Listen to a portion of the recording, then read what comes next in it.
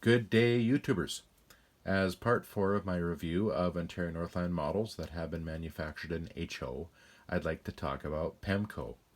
Now, honestly, this is a video that I would like to reshoot someday soon with some additional info, but I wanted to put up this now, and maybe someone out there can help me that knows a little more than I've been able to find in my research. Now, the handsome F-unit shell that you see in front of you here appears to be an exact match with Pemco F9 production that started in 1980. Now, Pemco only has a very short history, and if you want to learn more about Pemco, I'd suggest you take a look at the HO Scale Trains Resource, copyright White River Productions. Just Google HO Scale Trains Resource and it should be the first web page that you see. In addition to this month's HO Collector just happens to have an article on Pemco that provides a lot of additional information. There is a confusing history here of design staff that had roots at Tyco and the hobby company Aurora, who shared release of a number of locomotive, cars, and train sets with Pemco.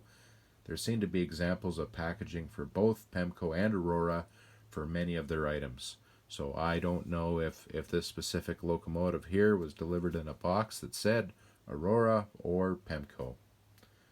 Now, as a note, Pemco did make an SD35 that was factory painted for Ontario Northland.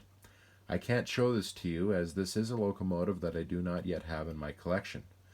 Now, I cannot find any evidence of a factory painted F9 in the Pemco catalog or online until I saw a random photo on the internet one day that showed this same locomotive, same road number, and identified it as a Pemco product on the image. Now, I have not been able to find the same posting again, nor any others. Alternatively, this may perhaps be a product of Mahano of Yugoslavia, as I understand that they acquired the bulk of Pemco's tooling sometime after Pemco failed, during or after 1982. But now let's talk about the specific model here. I would suggest that the quality of the paint job and numbering is very good for a product of its day.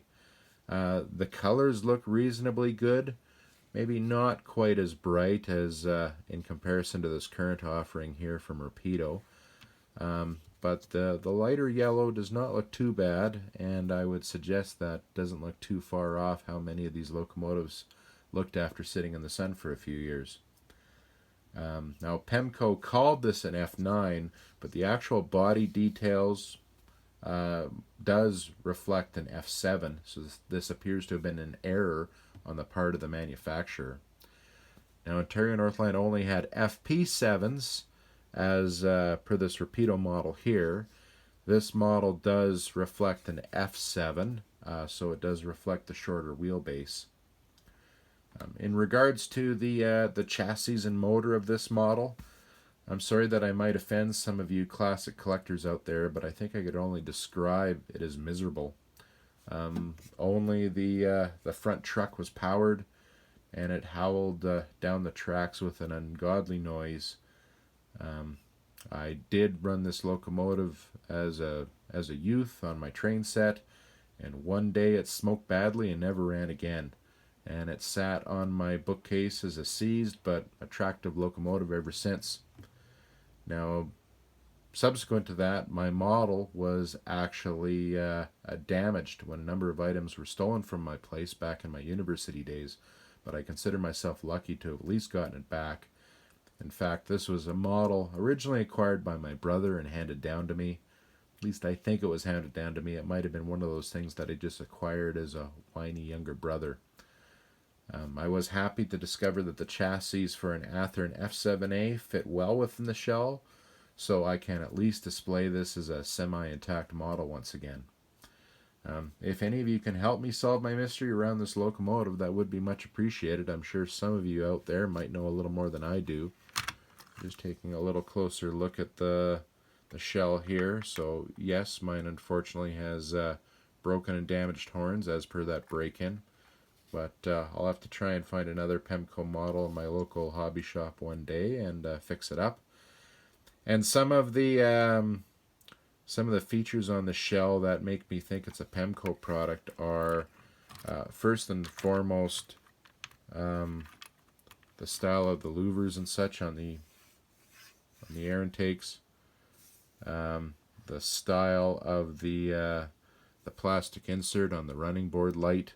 I've compared it to some other shells available by other manufacturers, and it looks like Pemco is the closest match.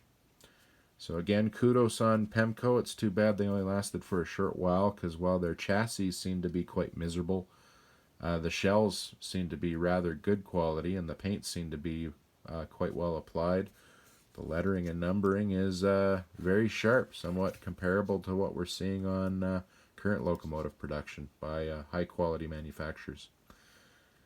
Thanks again for watching, and I'll look to have another video up very soon. Thanks.